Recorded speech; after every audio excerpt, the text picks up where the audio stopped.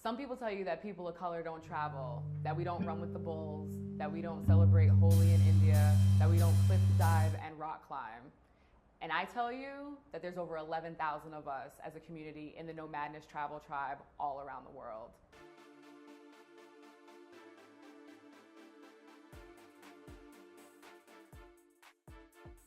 Hey everyone, it's Neffy Anderson here with a brand new episode of The Path Less Traveled, a web series spotlighting millennial entrepreneurs who successfully turn their passions into lucrative careers.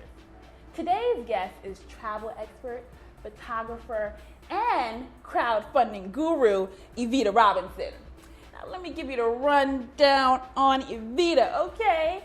Evita is most known for being the founder and CEO of the Nomadness Travel Tribe, a new age urban travel movement for the underrepresented group of people in the travel industry.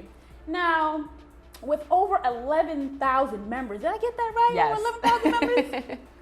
It all started with one girl, which turned to one tribe, and now that tribe is taking over the world literally, one country at a time.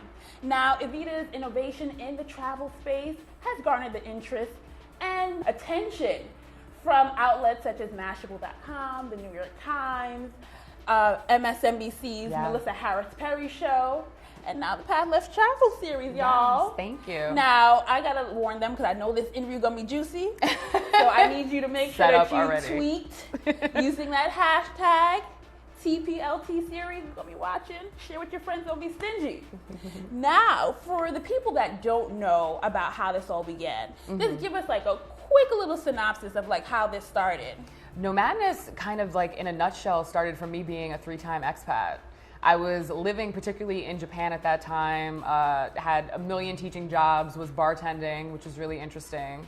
And I was out there, and 10 months into my 12-month contract, nobody was coming to visit me. Right. The guy I was dating at the time was like nowhere to be found. Family didn't come out. And I mean, it could have been a hybrid of like the flight to, you know, at that time, the yen was kind of like destroying the dollar. So nobody came out to visit me. So I started really kind of building a vignette of videos, you know, that was Nomadness TV as like the first go at a web series. And it was really just me gallivanting as like a 20-something-year-old black girl all around Asia in these obscure ass places. Did you just say gallivanting? Yes. Like I'm a horse. But that's what it was. It was literally just like bopping around the planet, you know? And it resonated with people. And I tell people, I'm just like, you know, it was shot on, you know, crappy audio and like crappier video, but there was something about the content and I think me and the genuity that came to it and just being authentic with what my experience was abroad that really resonated with people in my network. So I kind of just, you know, kept it going. I love it. So speaking of your network, what would you say are some of the opportunities that you created for yourself that led to your big break with the Nomadness Tribe? Gosh, there's so many, even on a professional, you know, and personal level, but I think the biggest thing for me as far as the opportunities was, you know, my background is in television and video production. So I was freelancing, primarily in like reality TV and a bunch of different roles before I got into Nomadness. But I inadvertently got fired from my job. They had actually let go of my boss, a senior vice president, and all his decisions were like frozen. Oh my God. So he wanted to bring me on as staff. I was a little bit wishy-washy with it, but I was gonna say yes. You know, you can always leave. And literally one Friday afternoon, they let go of like half of my department, and they were just like, "You have to find a new job too, because your freelance hours are done." So that was really what kind of like spearheaded me going abroad and like working abroad and really trying to make ends meet, but getting out of the country in order to do so. So I think that opportunity really, it gave me a sense of, I always say I'm kind of just like this warrior woman when I'm on the road. So there's things that I learn about myself, and I had no background in Asian culture, none of that stuff when I moved out there, no language, I didn't know Japanese. Wait, hold on, we gotta backtrack a little bit. So you get let go, and then you decide to travel. Fill in the blanks for me, because most people, see, I'm a little crazy like you, because that's how this series started. I said, yeah, I ain't going back to work, I'm gonna go to Paris, I'm gonna go to London. So what made you decide not to go and find another job and to go overseas? It was, you know, I mean, I had little things that kind of like, you know, made ends meet, but I actually ran into a girl that I went to college with. She had graduated a year after me, Joanna, and I'll never forget the conversation we had. I was like, you know, where have you been? She's like, I just got done teaching in Japan. She was like, it was the fastest and slowest year of my life at the same time. Okay. And I didn't understand what it was until I went through it, what she was saying, and then I totally got it. I was like, this perfect way to describe what it's like. But I ended up just applying for jobs in New York, and then also after meeting her, I was inspired to kind of like, you know, poach for some teaching gigs. Right. And because I wasn't a teacher by trade, I didn't have the TEFL or anything like that, I had to go with different countries and different programs that were kind of like, look, we'll, you know, pretty much take you as you are. Right. But we'll give you the training that you need before we place you wherever we're going to place you. And that actually worked in my favor in Japan. I love that, because I feel as though when people are looking for jobs, I know me, I fell into that category too, that you don't cast your net wide enough or far enough. It's like, I'm only going to look in New York or wherever I live, New Jersey, Queens.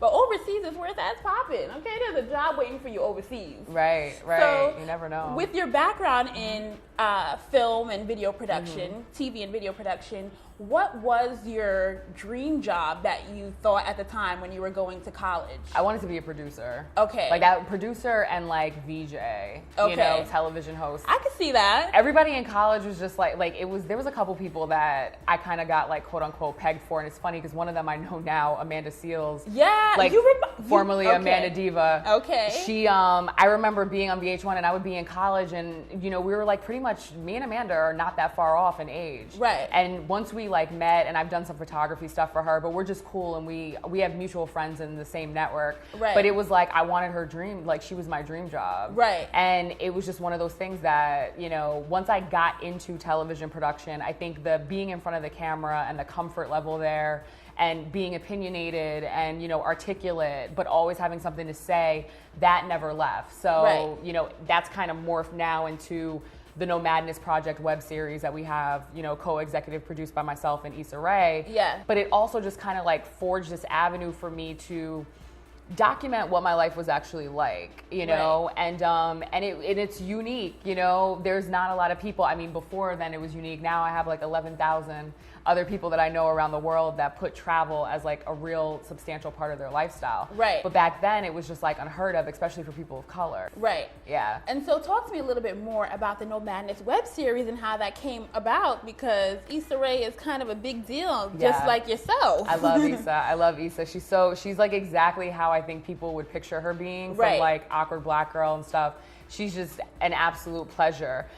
She and I, what is it now? About a year and a half ago, we were on a panel at Temple University together, ironically about crowdfunding. Okay. And we were the two kind of like artists that were on the panel. So we were kicking it. They had a lunch with everybody that was on the panel afterwards at a restaurant, and I had just gotten back from our second Nomadness trip to India. Okay. And it was all women that ended up being on that trip. So we're having lunch, and I'm just giving her kind of like the rundown on more of what Nomadness is, and I start showing her pictures, and everybody at the table pictures of it.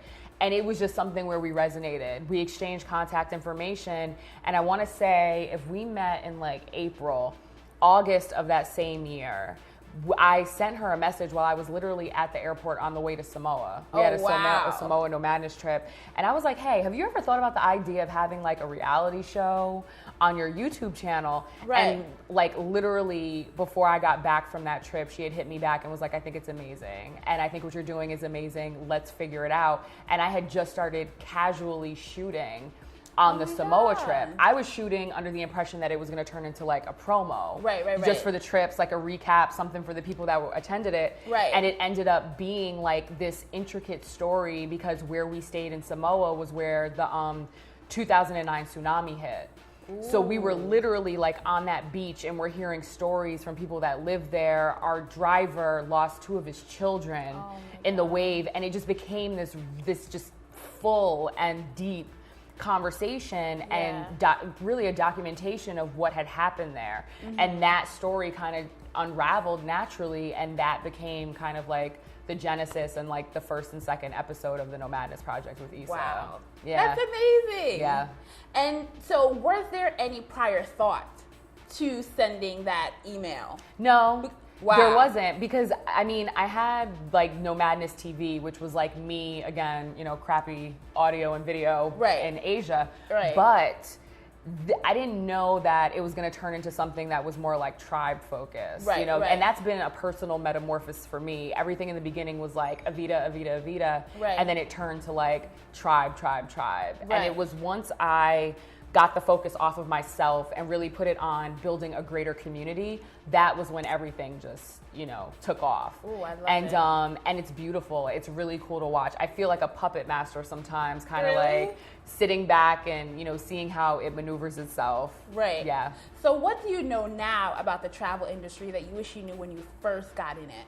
So there's business realms that I don't know, like the asking for sponsorship is a big thing, you know, trying to set up different ambassadorships, you know, the building the social media numbers so that you get the eyes, so that you can walk into a meeting and really command, you know, at the table with what you know that your brand brings to the offer versus what you're asking from somebody else. Right. Those are all things that I had never had to deal with in the past that I deal with regularly at this point. Right. And what I love about that is that, like, back to you growing and like less about you, more about others, you have is it like a webinar or something that you share these things with? These things that you learned? We have a couple.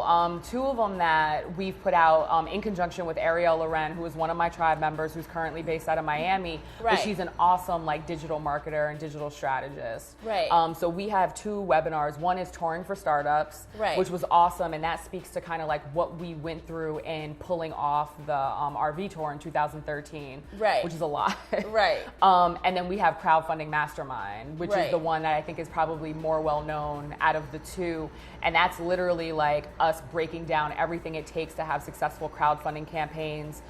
Through Nomadness, I've been able to overly successfully crowdfund 3 projects, including the RV tour, raising over $40,000 via Kickstarter. Now that's amazing, and that's what really caught my eye is because the crowdfunding thing, like, first of all, y'all killing it. You, Ariel, the budget days. I saw all those people up there. I did my homework. Love them. But nowadays, I feel like it's very difficult for people to take crowdfunding seriously because of the mockery that a lot of people have made of it. Oh, I want to go to Las Vegas. I want to see the fight. You know, people crowdfunding for craziness. So could you just really quickly give us like 5 tips on how we can get taken seriously and like cut through the noise when trying to crowdfund? I think your platform is really indicative. Like a lot of the times where you see the ones that are a little shoddy, a lot of it tends to come from like GoFundMe, the ones that are like more personal. So I think really looking at your platform, Kickstarter has the benefit of like it's all or nothing. So there's this sense of urgency that comes out of a platform like Kickstarter.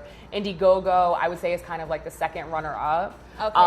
In that they have, you know, flexible platforms and flexible campaign options, where if you don't make everything by your deadline, you can still keep the amount of money that you want. I think your messaging needs to absolutely be on point. And if you can do something that's visual and do something that is less than 2 minutes long, because we all have ADD apparently nowadays, really just like engage in something like that, to really just like, you know, be prominent with it. I think really bridging with influencers. If you are doing something in particular that, you know, that there's bloggers, say you're into fashion and you're trying to like launch your line, get in contact with some fashion bloggers beforehand and see if they would run, you know, get attention to your product, which will also get attention to your crowdfunding campaign. I think another one is to be realistic with your numbers. It is an absolute numbers game. And I think sometimes people overshoot and sometimes people undershoot.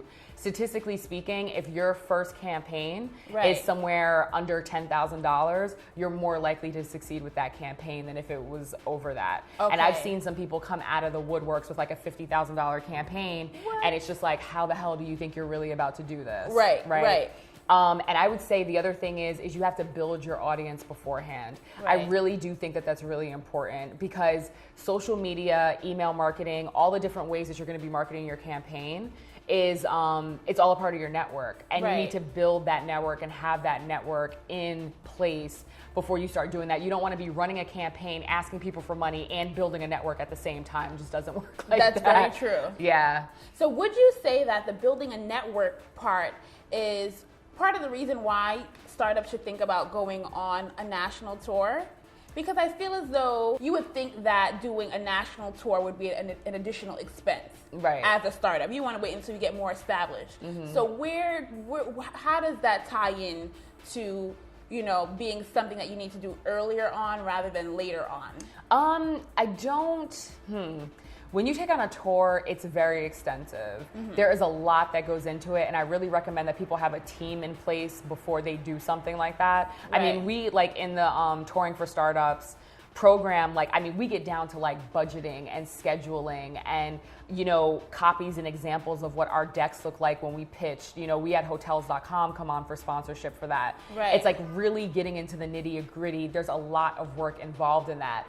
What I would say is it's definitely a marketing ploy, which is awesome. And obviously you want to get as many eyes on you and your product or service as early as possible. Right. But it is also a massive undertaking. So I think people need to be realistic with that time frame in building that community. I would say max out what you can or what you feel you can with your resources on social and digital first. And then have that be, you know, a second or third option. It doesn't need to be last, but definitely have it be something that comes there. But I would maximize it, because the thing is, at the end of the day, even if you do a national tour, if you don't have the basis or some type of community, like, who the hell is going to come out and see you anyway? Right. So I would try to build that. So you saying don't come out if you got, don't try to do a tour if you got 30 followers. Right. You know, make sure that you have it where there's clusters and, you know, there's, you know, almost chapters set up around the world of people that are interested. You know, think of it as like an author going on a book tour. You know, you don't want to, you know, not promote the book and then start popping up in these cities. Nobody's going to come out to come see you. Now, why do you think this is like a missed opportunity for most startups? If you're not thinking global, you're just simply not thinking. That's like something I really live by.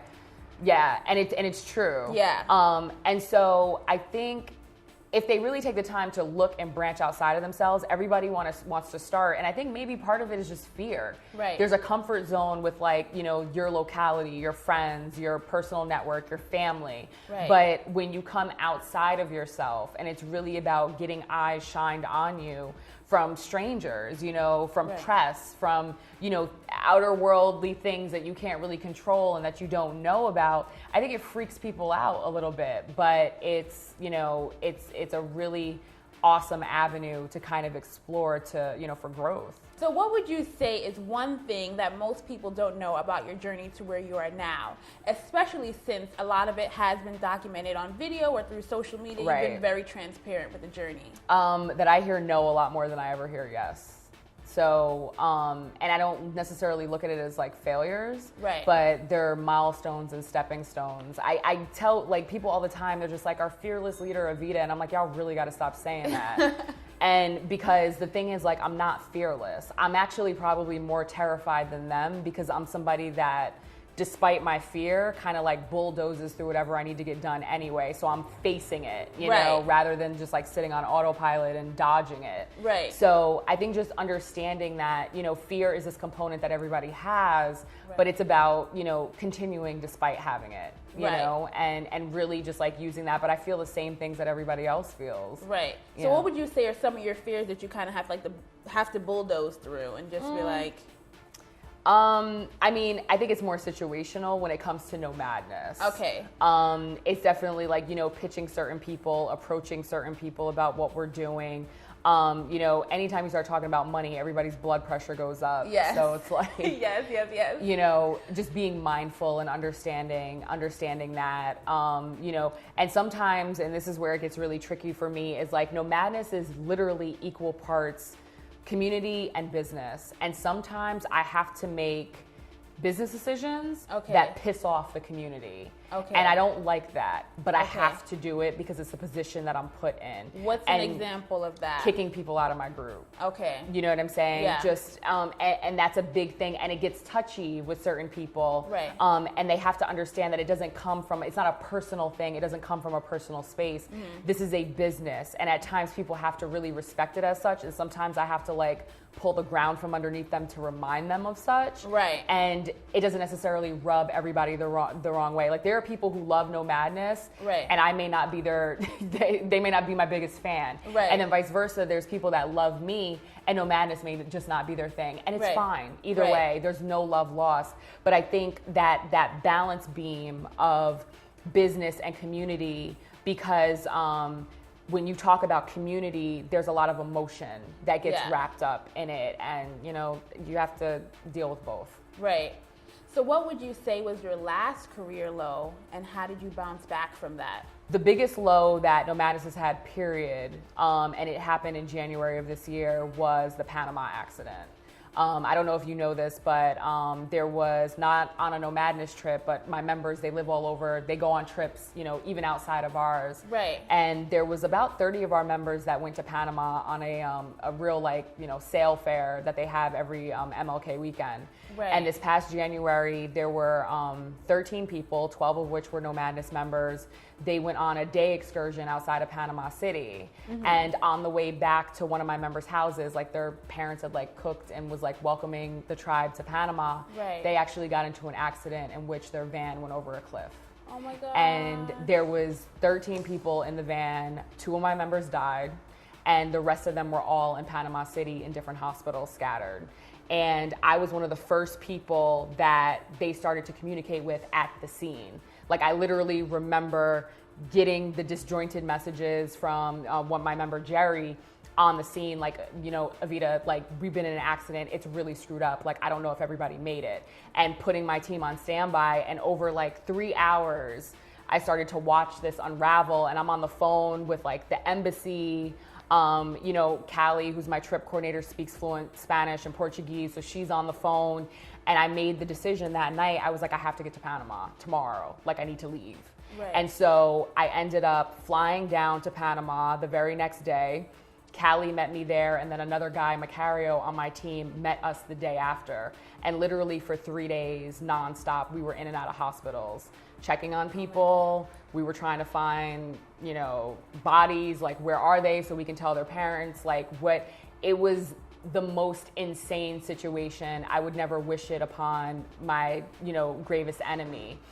And within 4 days, we were able to crowdfund $64,000 through the tribe to pay for people's medical bills to get them out of Panama and get them back home. Where these people, even with insurance, they're still fighting insurance claims right now, and them and their families would have never been able to pay to get them out. And it was just the most insane low of low that, you know, I've ever had to deal with on a personal level, and, you know, Nomadness has ever had to deal with, period. And it was just, it's a very intense level of tragedy that we had to bounce back from. Like, that happened January 16th. So it was like right at the top of the year, like, boom, this is what we were hit with. Wow. And again, that's what happens when you deal with community and with people. And I had to go. There was something innate in me that made me go, because these are my people. I care about these people. You know, I love them. And I also know that if the tables were turned, they would have did the same thing for me. And that's how you pay it forward. That speaks volumes.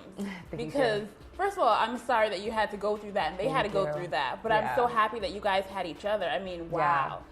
Everybody just banding together to help. And, like, some people would just be like, you know, let me know how it goes. Tell your mom, you know. And so it was terrifying. That says a lot about your character. It was terrifying. I remember being dropped off at the airport, and I looked at Jason on my team. I was like, who the hell do I think I am? Superwoman? Like, I did not want to get on that plane. You know, I was like, I have no idea what the hell I'm getting ready to walk into. And it was horrendous. It was horrendous. I can never unsee the things I've seen and unhear the things that I heard, and they remember everything. And it was just tragic. And I lost somebody that I was actually really close to in my group. And, you know, nobody should ever have to talk to somebody's parents about their child dying. I don't care how old you are. And I had to have those conversations with these parents, and then give them money to help get them back. And even when I came home, the next 2 weekends, I was at funerals.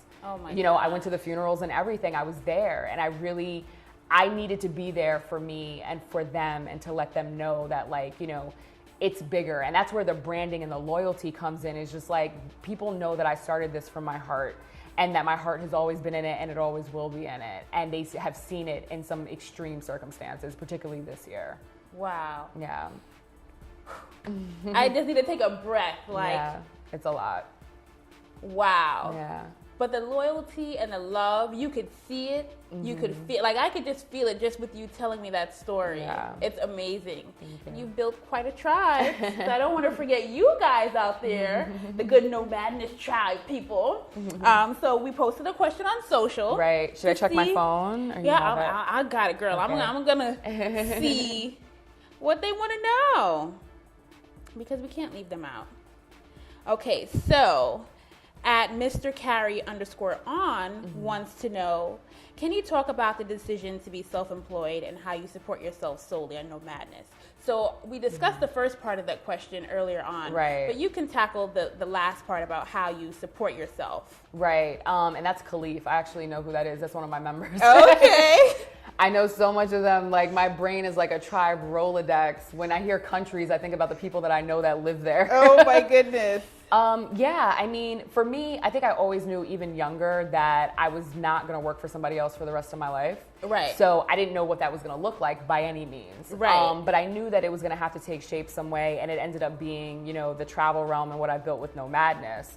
And for me, it's different ways of monetizing it. Like, people are like, how do you make money? And it's really a loaded question, and it involves everything from, I'm a big believer in multiple streams of income, yes. always will be, yes. diversifying your income. So ours comes in from, you know, the overhead that we make on the trips that we create, that we do, you know, 5-6 times a year, to our merchandise line. Merchandise was something that I had no idea about, and how lucrative that could be at any given time, and it was something I just threw myself into. Right.